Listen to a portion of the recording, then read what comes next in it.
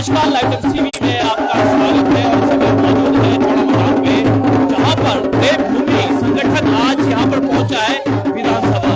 क्यों पहुंचा है उसकी तस्वीरें आपको दिखाएंगे। इससे पहले ढोल नगाड़ों के साथ यहां पर आज जो देवभूमि संगठन है आज यहां पर आया है, किन मांगों को लेकर यहां पर आया है ये पूरी जानकारी हम आपको देंगे।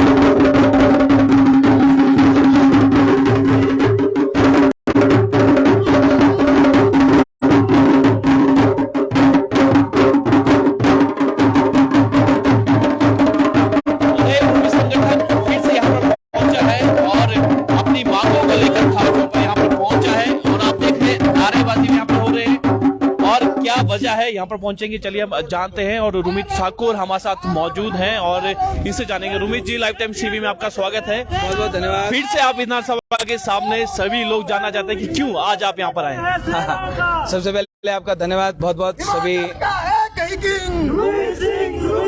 सभी मीडिया बंधुओं का बहुत बहुत धन्यवाद। और जिस प्रकार से पूरा प्रदेश जानता है कि लगातार हम लोग अपने स्वर्ण समाज की मांगों को लेकर लगातार सक्रिय हैं और संघर्ष हम लोग कर रहे हैं। जिस प्रकार से अभी कुछ दिनों पहले प्रदेश की सरकार ने एक सामान्य वर्ग की वर्दियों को लेकर फैसला लिया था, उसके बाद प्रदेश के मुख्यमंत्री साहब सरकार से बात हुई, उसके बाद उन्होंने वो फैसले को वापस लिया है और सरकार ने चाहे अपना आत्म मंथन करके और सही और गलत की परख करके अब वो फैसला बदला है। तो उसके लिए हम प्रदेश के मुख्यमंत्री साहब और सरकार का धन्यवाद करना चाहते हैं कि कम से कम इन्होंने सोचा, और उसके लिए आज हम लोग धन्यवाद करने आए हैं। धन्यवाद। साथ ही स्वर्ण आयोग का जो मुद्दा है वो आज तक का सबसे बड़ा मुद्दा चला है। पिछली सरकार समझ नहीं पाई, कर नहीं पाई, नहीं कर पाई तो भुगतना पड़ा। आज हम लोग दोबारा से एक बार आए हैं। अभी हम पीटरहॉफ में मिले थे प्रदेश के मुख्यमंत्री साहब से, तो हमने स्वर्ण आयोग के लिए बात की थी।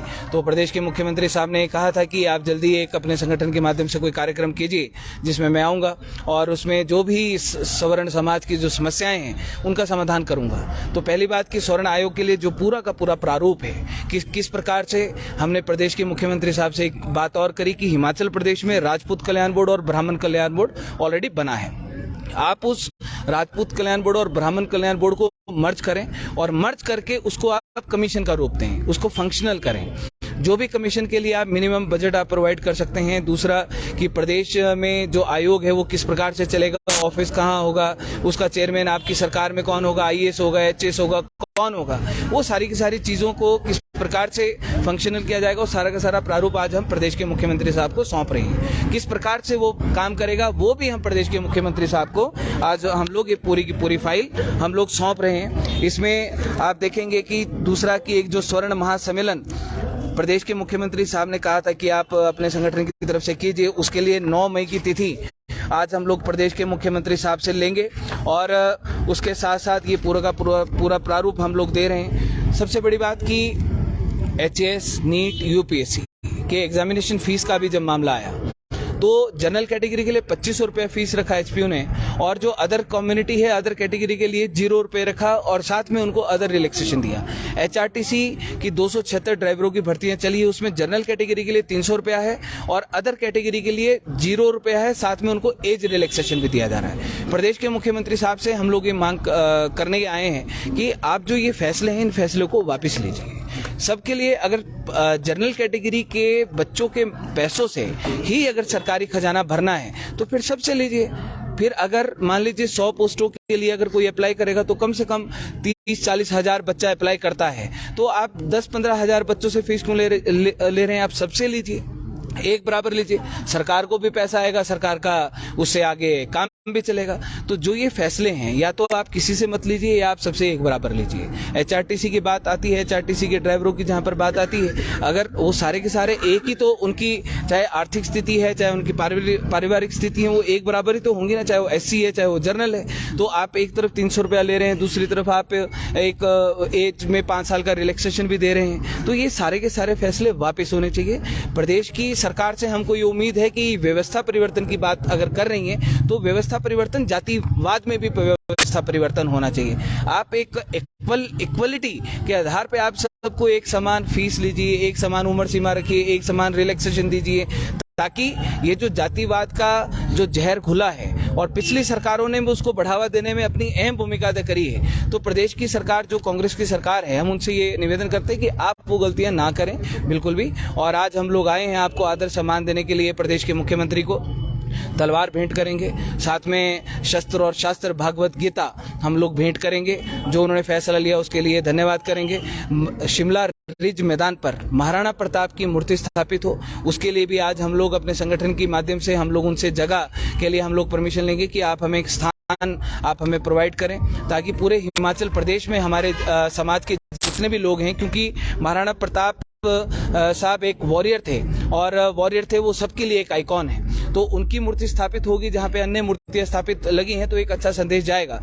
उसके साथ साथ हमारे संगठन के एक सपोर्टर है उपेंद्र राणा फ्रॉम हरियाणा, तो वो पिछले 2 महीनों से वो भोपाल जेल में बंद है। वहां की प्रदेश की सरकार ने पॉलिटिकली इच्छा के चलते आज हमारे भाई को लगातार 2 महीने से अंदर रखा है और एक के बाद एक एफआईआर उनके ऊपर की है। प्रदेश के मुख्यमंत्री साहब से हमें निवेदन करेंगे कि वो क्या सहयोग इसमें कर सकते हैं और किस प्रकार से जो मध्य प्रदेश की सरकार है, शिवराज मुख्यमंत्री हैं, उनको वो अपनी तरफ से एक वो करें कि हमारे भाई को वहां से छोड़ा जाए। रूमी जी, आपने कहा कि जो जातिवादी का जो जहर है वो राजनीतिक पार्टियों ने घोला है, तो आपका संगठन किस तरह से जो है इस जहर को निकालने की कोशिश करेगा? क्या आप ऐसा करने वाले हैं कि जो देश से क्या पूरे से जो है जातिवादी खत्म हो जाए? आपका क्या पहल रहेगी? राजीव जी, बात यह है कि जहां पर जातिवाद की बात आती है, जब तक प्रदेश की सरकारों के द्वारा अगर एक जाति के आधार पर योजनाएं बनती रहेंगी, एक वर्ग के लिए अगर सब कुछ दिया जाएगा, दूसरे को बेचारे को भूखा प्यासा रखा जाएगा, तो जातिवाद का जहर तो घुलेगा। अगर आज हम लोग देवभूमि क्षत्रिय संगठन स्वर्ण मोर्चा की बात आती है, तो हमने हमेशा से बात समानता की कि आप सबको एक बराबर समान दी। जिस दिन राजीव जी सबको एक समान अधिकार दिए जाएंगे, उस दिन जातिवाद का जो जहर है ये ऑटोमेटिकली साफ होगा। आप मान लीजिए कि एक तरफ आप 1000 रुपए ले रहे हैं, दूसरे तरफ 100 रुपए ले रहे हैं। आप जिस दिन सबसे या तो 1000 रुपए लेना शुरू कर देंगे या जब आप सबसे 100 रुपए लेना शुरू कर देंगे, जातिवाद का जो जहर है वो ऑटोमेटिकली खत्म हो जाएगा। अब जो जातिवाद का जहर है वो घुलता क्यों है? जब वो सरकारी योजनाएं जाति के आधार पर, मान लीजिए सामान्य वर्ग की वर्दी का मसला आया, तो आपने एक वर्ग से जो गरीब बच्चे हैं, अब सरकारी स्कूल में बच्चों को पढ़ाता कौन है? वही जिसकी आर्थिक स्थिति मजबूत नहीं है। आपने उनकी वर्दी छीन ली और जो दूसरे हैं आपने उनको वर्दी दे दी। आपने एक तरफ 2500 रुपया एचएस एग्जामिनेशन नीट और यूपीएससी में ले रहे हैं, दूसरी तरफ एचआरटीसी में 300 रुपए ले रहे हैं। जातिवाद नहीं फैलेगा तो क्या फैलेगा? अगर आप एक समान कीजिए, सरकारी खजाने की बात आती है, हम बोलते हैं हम 2500 की जगह आप 3000 रुपए हमसे लीजिए, हम देंगे। 5000 रुपए आप हमसे लीजिए, हम देंगे। आप लेकिन हमारे साथ साथ जो दूसरे हैं आप उनसे भी 5000 रुपए लीजिए। अगर आप उनसे 0 रुपया ले रहे हैं और 2500 रुपया आप हमसे ले रहे हैं, वो फिर आर्थिक ढांचे बात है। चलिए, आपके कुछ साथी थे, आपके साथ थे, वो आप पे अब आरोप लगा रहे, क्योंकि वो भी कुछ पैदल मार्च यात्रा करके सचिवालय पहुंचे थे। उन्होंने कहा कि आपने राजनीतिक मंशा के कारण जो है वो साथ चले थे और जो एक मांग थी स्वर्ण संगठन की उसको दरकिनार करते हुए आप राजनीतिक मंशा से आगे बढ़ रहे थे।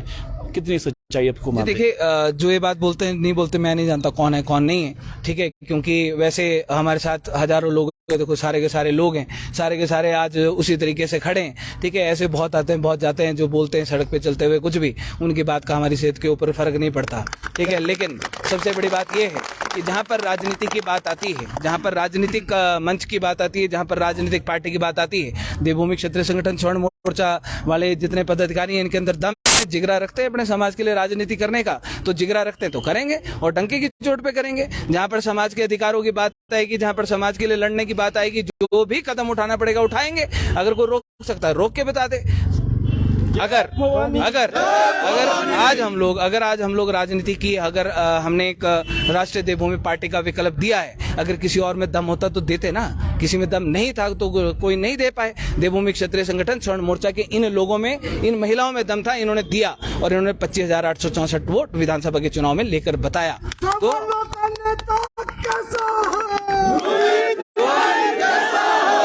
इसलिए तो चलिए, ठीक है, बहुत बहुत शुक्रिया हमारे साथ बातचीत करने का। तो आज आज मुख्यमंत्री से मिलेगा और काफी सारी जो बातें हैं डिमांड्स को लेकर यहाँ पर पहुंचा है और इन्होंने कहा है कि वो जल्द मुख्यमंत्री से भी यहाँ पर बातचीत करेंगे और जो डिमांड यहाँ पर रखी है खासतौर पर इन्होंने कहा कि एक स्टैचू होना चाहिए महाराणा प्रताप का ऐतिहासिक रिज मैदान पे और जो आरक्षण है वो आर्थिक स्व आधार पर यहाँ पे मिलना चाहिए। तो चलिए फिलहाल के लिए इतना ही और ताजा जानकारी देखते रहिए लाइव टाइम्स टीवी। धन्यवाद।